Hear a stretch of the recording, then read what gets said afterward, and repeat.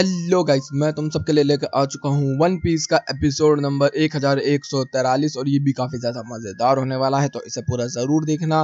लेकिन गाइस उससे पहले हाइप और 72% लोगों ने चैनल को सब्सक्राइब भी नहीं किया, तो उसको भी जरूर कर लेना। तो अब ज्यादा देरी ना करते हुए स्टार्ट करते हैं। Let's get started. तो एपिसोड की शुरुआत में हमें पिछले एपिसोड की थोड़ी बहुत झलकियां देखने के लिए मिलती हैं, जिसके अंदर वेगापंक जमीन में पड़ा होता है। सैटर्न जो होता है वो उसके ऊपर हमला करता है और सांजी जो होता है वो वेगापंक को उठाकर भागता है, लेकिन तभी किजारू उसके मुंह पे एक लात मारता है, उसको दूर फेंकता है और वेगापंक के सीने में छेद कर देता है। वेगापंक जो होता है वो धीरे धीरे करके मरना स्टार्ट हो जाता है।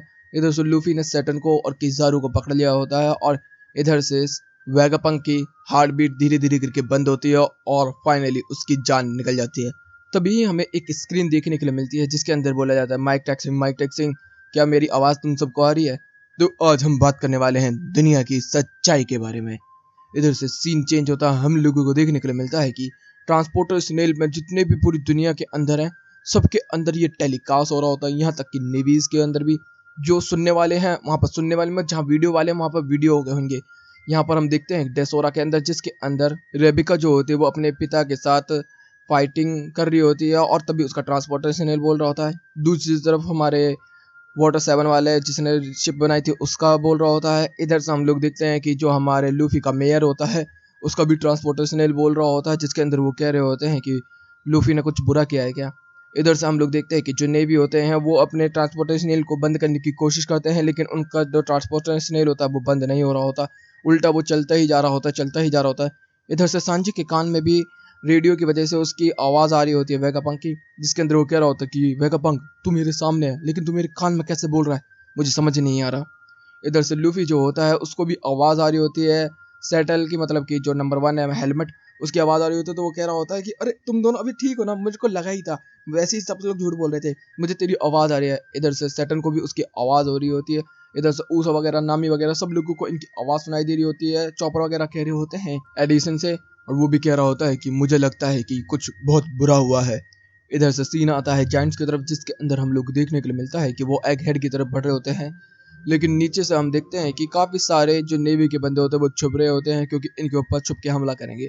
तो भी अचानक से बहुत सारे नेवी के बंदे चारों तरफ से इनको घेर लेते हैं और पीछे से कुछ वाइस एडमिरल्स जो होते हैं और रेड एडमिरल्स वो उनके ऊपर फायरिंग कर देते हैं और वो सीधा जाके हमारे लोगों के मुंह पे लगती है, लेकिन हमारे जाइंट्स को कुछ भी नहीं होता। ड्रोगी और ब्रोगी जो होते हैं वो अपने हथियारों की हवाओं से ही इन पूरी की पूरी नेवी की टोली को डिफीट कर देते हैं।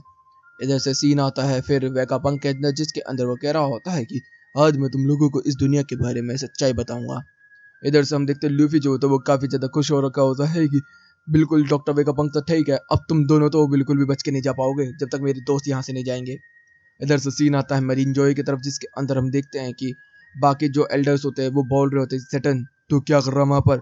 इधर से वो कह रहा होता है कि मुझे समझ नहीं आ रहा कि ये डॉक्टर वेगापंक मेरी आंखों के सामने मारा था कि ज़ारू ने उसके सीने में छेद कर दिया था, लेकिन उसकी आवाज़ कैसे आ रही है।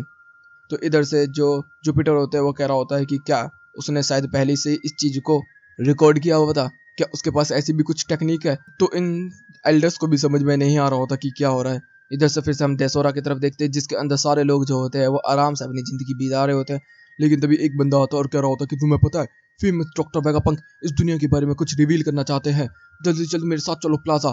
यहाँ पर हम लोगों को देखने के लिए मिलता है कि वीडियो ट्रांसपोर्टर स्नेल जो होता है वो निकल कर आता है और हमें सामने पाइथागोरस देखने के लिए मिलता है। यहाँ पर सारे लोग जो होते हैं वो पाइथागोरस को देख रहे होते हैं और उसका सारे कह रहे होते हैं कि क्या ये वेगापंक है। तो यहाँ पर बताया जाता है कि हाँ ये वेगापंक के ही क्रिएशन में से एक है। तब तक हम लियो वगैरह को भी देखते हैं, जिसके अंदर सब लोगों को न्यूज़ तो ये पता चल गया था कि लूफी ने वेगापंक को किडनैप कर लिया है और उसको अपने अंदर डाल लिया है। तो यहाँ पर सब लोग कह रहे होते कि नहीं लूफी ऐसा बिल्कुल भी नहीं है, लूफी ऐसा बिल्कुल भी नहीं करेगा। इधर से हम देखते हैं रबिका वगैरह सब लोग कह रहे होते कि लूफी प्लीज़ तेरे साथ कुछ नहीं होना चाहिए। इधर से सीन बदलता है, हम लोगों को अपना आइसलैंड देखने को मिलता है, डॉन आइसलैंड, जिसके अंदर यहाँ पर मेयर वगैरह सारे लोग बोल रहे थे कि अब लूफी से लेके और कितनी बुरी न्यूज़ आने वाली है, मुझे समझ नहीं आ रहा लूफी को हो क्या गया है, लूफी ने बंदी बना लिया क्या, सच में ऐसा नहीं हो सकता। इधर से हम देखते हैं कि वाटर 7 के अंदर यहाँ पर हमारा जो वाइट होता है उसके बाद एक लड़की आई होती है जिसका नाम है एलाइस, और ये सिक्योरिटी है इसकी, और यहाँ पर वो बता रही होती है कि वेगापंक ने इस तरीके से ट्रांसपोर्टर स्नेल को स्टार्ट कर दिया है, क्या आप ये सुनना चाहोगे। तो वो कहता है कि ठीक है आ रहा हूँ मैं। इधर से हम लोग देखने के लिए मिलता है कि मॉर्गन जहाँ पर होता है वहाँ पर भी वेगापंक की जो वीडियो है वो चल रही होती है, जिसके अंदर हम लोगों को भी देखने के लिए मिलती है, जिसके अंदर वो कह रही होती है कि मुझे पता है कि लूफी तूने कुछ बुरा नहीं किया और मुझे पता है कि तू इस दुनिया को बचा कर रहेगा। मैं चाहती हूँ कि लूफी तेरे साथ कुछ ना हो। इधर से सीन आता है वेस्ट ब्लू के अंदर, जिसके अंदर चॉपर होता है, चॉपर का घर वाले होते हैं, जिसके अंदर हम लोग को देर मिलता है। वो भी कह रहे होते हैं कि वेगापंक ने अपना सर काट दिया। इधर से फिर आता है नॉर्थ ब्लू के अंदर भी सब लोग वेगापंक को देख रहे होते हैं। इधर से कामालैंड आता है। कामालैंड के अंदर हमारे सारे लोग जो होते हैं रेवोल्यूशनरी के, सब लोग कह रहे होते हैं कि वेगापंक, अरे इसने अपना सर काट लिया। सही में मैंने सुना था इसका सर बहुत बड़ा होता है, लेकिन इसने फिर ट्रांसप्लांट कर लिया। इधर से जो साबो होता है वो ड्रैगन से कह रहा होता है कि क्या लगता है ड्रैगन, क्या होने वाला है, क्या वो सच में पूरी दुनिया को सब कुछ बताने वाला है। तो ड्रैगन जो होता है वो कहता है कि हाँ, वो जरूर बताएगा। इधर से सीन बदलता है, हम लोगों को देखने के लिए मिलता है कि हमारे जो बाकी जायंट्स होते हैं, जो कि बोनी, कुमा और फ्रैंकी को लेके जा रहे होते हैं शिप के ऊपर, और इनकी शिप का नाम होता है एरिक, जो कि बहुत ही बड़ी होती है। इधर से कुमा तो देख के शॉक ही हो चुका होता है। इधर से जो बोनी होती है वो कह रहे होते हैं कि वेगापंक तू ठीक रहना, लूफी प्लीज उसे बचा के रखना। इधर से सीन आता है एल्डर्स की तरफ, जिसके अंदर हम लोगों को देखने के लिए मिलता है कि एल्डर्स भी वीडियो ट्रांसपोर्टर स्नेल की मदद से यहाँ पर वीडियोस को देख रहे होते हैं और वो सैटर्न से बात कर रहे होते हैं। इधर से सीन आता है फिर लूफी की तरफ, जिसके अंदर लूफी कह रहा होता है कि मैं तुम लोगों को कहीं नहीं जाने दूंगा, और मेरे लोगों के पास तो बिल्कुल भी नहीं। उनको पीछे लेके जाता और हाथों को बहुत ही तेजी से लाकर और चाटे बजा देता है पट करके, भाई मतलब उनका पत्ता बना देता है, और फिर उनके ऊपर हंसना स्टार्ट करता है। फिर उनको जैसे हम लोग देखते हैं पिज्जा को घुमाया जाता है ना, तो इस तरीके से पिज्जा की तरह उनको घुमा घुमा के बहुत दूर फेंक के मारता है। हम लोगों को देखने मिलता है कि ज़ारो तो सीधा जाके नेवीज की शिप के ऊपर जाकर टकराता है और वहां पर बहुत ही बड़ा ब्लास्ट हो जाता है। इधर से हम लोग देखने मिलता है कि जो सैटर्न होता है वो अभी भी उड़ता हुआ ही जा रहा होता है, बहुत ही तेजी से उड़ता उड़ता उड़ता उड़ता चले जाता है। तो भी सैटर्न जो होता है अपना डायरेक्शन चेंज कर लेता है और वो फिर से बहुत ही तेजी से लूफी की तरफ आने लगता है। लूफी की इसे देख के फट जाती है। लूफी वहां से भागना स्टार्ट कर देता है हवा के अंदर ही। यहाँ पर हम लोगों को देखने मिलता है कि ज़ारू जो होता है वो जमीन में पड़ा होता है और उसकी सांसें बहुत ही ज्यादा तेजी से चल रही है। इधर से वो याद कर रहा होता है कि किस तरीके से उसने वेगापंक को मार दिया है, और उसको समझ नहीं आ रहा होता कि अब क्या करे। सब लोग उसे कह रहे होते कि आप ठीक तो है ना, लेकिन उसकी सांसें इतनी ज्यादा तेज चल रही है कि उसे समझ ही नहीं आ रहा। इधर से सीन आता है फिर से मरीजो की तरफ, जिसके अंदर जो सैटर्न होता है वो कह रहा होता है कि मैं अब स्ट्रॉ हैट से फाइट कर रहा हूँ, और यहाँ पर जो लूफी होता है वो उससे बच बचा के इधर से उधर भाग ही रहा होता है, और लूफी कह रहा होता है कि अगर ऐसी बात है तो आ जा। और हमें बिल्कुल सच बताऊं, इस वाले सीन को देख के मुझे ड्रैगन बॉल की याद आ गई, जिसके अंदर फ्रीजा को गोकू पीछे देखता है जब वो सुपर सैयन में होता है, फर्स्ट टाइम बनता है। इधर से हम लोग देखते हैं जो सैटर्न होता है वो अपने लोगों से बात कर रहा होता है और कह रहा होता है गोरोसु से कि मैंने वो सील बना दी है, अब तुम लोग यहाँ पर आ जाओ। और बाबा, इधर से हम लोग देखते हैं कि जो बाकी चार गोरे से होते हैं वो खड़े होते हैं और सबके सब सर्कल्स के पास आने स्टार्ट हो जाते हैं और सर्कल पे आके खड़े हो जाते हैं।